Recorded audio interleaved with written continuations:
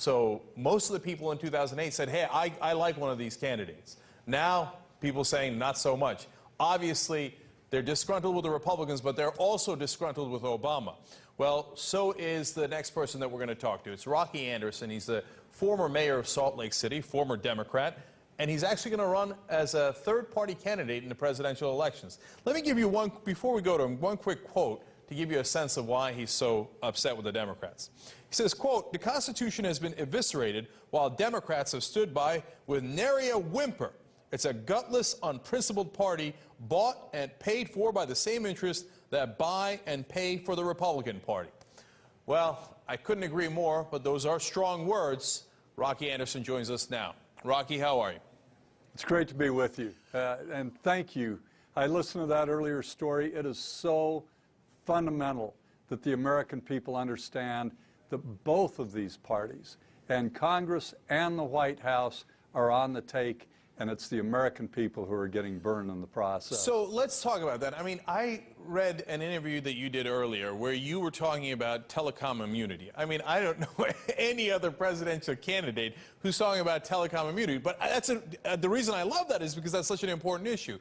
You use this as an example of Democratic collusion. What do you mean by that?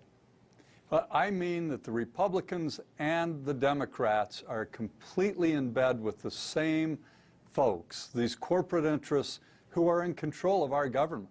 The reason I'm doing this and the reason the Justice Party was formed is so that we can take the reins of our government and make sure that those in Washington are doing what's in the public interest rather than what's in the narrow interests of these corporations who really do have control of our government. This is a plutocracy.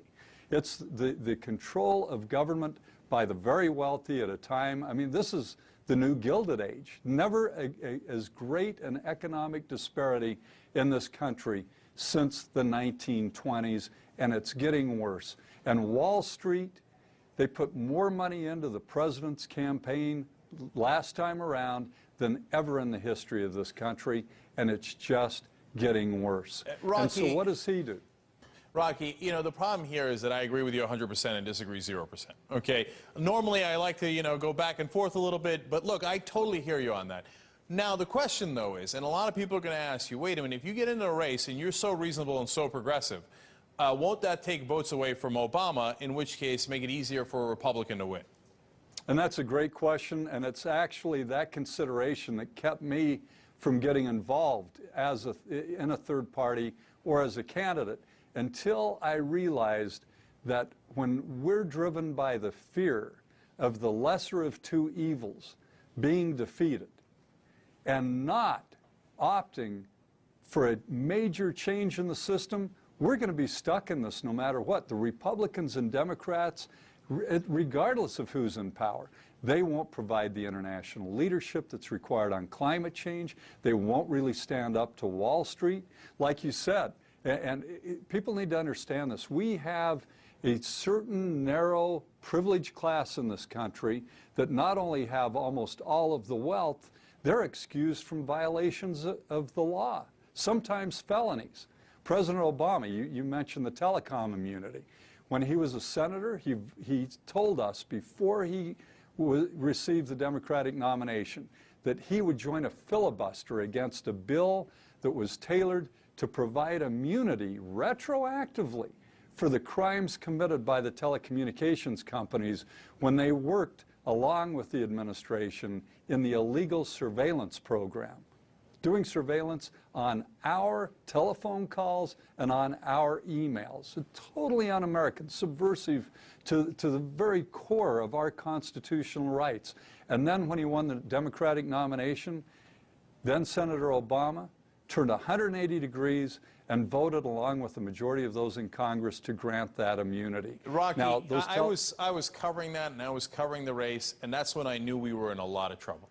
Like I did too. And it didn't. At that point, your choices were Obama or McCain, so there's no question I was going to go for Obama, keeping it real, right? But at the same time, here's a guy whose mentor was Joe Lieberman in the Senate, and then that did that 180, and I thought, uh-oh, we got trouble here, right? But Rocky, so if you say to me who should be president right now, Rocky Anderson, Barack Obama, or name the Newt Gingrich, whatever. I mean, it's the easiest choice in the world.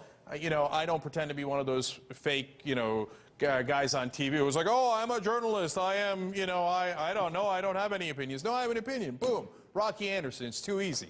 But how are you going to win? Okay, so I know you're taking only $100 and less. Buddy Romer, we had on the show the other day, he's running the Republican side. He's doing the same thing. And honestly, he's getting slaughtered. So how can you overcome these insane odds? How did the Egyptian people overthrow their dictatorship? And by the way, we do have a dictatorship in this country. We have the pretense of a democracy, but we know our government is run by the dictatorship of these powerful, wealthy interests. How did they do it? They put their lives on the line. They did it by forming a grassroots movement. They stuck with it, and they coordinated it through social media. That's exactly how we're going to do it. You don't need a lot of television advertising, these hundreds of millions of dollars.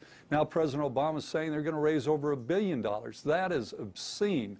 We, the people, can do this if we hang together, if we don't cave into our fear of being a spoiler for the lesser of two evils, if we say we're going to choose another radically different way where our government will actually advocate, stand up, and promote the interests of the people of this country rather than the corporate interests who have bought our Congress and our White House. And remember, everybody, Rocky was the mayor of Salt Lake City in Utah, the reddest state there is. So there's hope in that regard. But one last really quick question. If you do win by some miracle, keep it real, right? It's going to, if you win, it is definitely going to require some sort of miracle. Is your first priority campaign finance reform? It's getting the corrupting influence of money out of both the electoral system and our system of governance. Absolutely, because that is the reason we don't have universal health care. It's the reason we don't have leadership on climate change. It's the reason we have stranglehold by the military-industrial complex over our government and our budget. So yes, absolutely, we need to clean that up, and even if it takes a constitutional amendment, it would be the healthiest thing that we could possibly do for the United States government. All right, the other thing I'm looking forward to is the convention of the Justice Party, which, by the way, is an awesome name, where they start chanting, Rocky, Rocky, Rocky. All right, Rocky Anderson, by all means, best of luck to you in your presidential bid. Thank you very much. Great to be with you. Thank you. Chrissy Hussoppel, it's a fascinating name, sent this out on Twitter. Who would you like to see as president in 2012? Look, you know, this is an easy one because you saw it from earlier in the show. I mean, if I had it totally my way and I could press a button, Rocky Anderson's great. You know who else is great? Bernie Sanders, but he's not going to run, right? I assume from the people that are running, I'd easily pick Rocky Anderson, a real progressive and wants to challenge and change the system, which is exactly what we want to do. I'm not sure we live in that idea.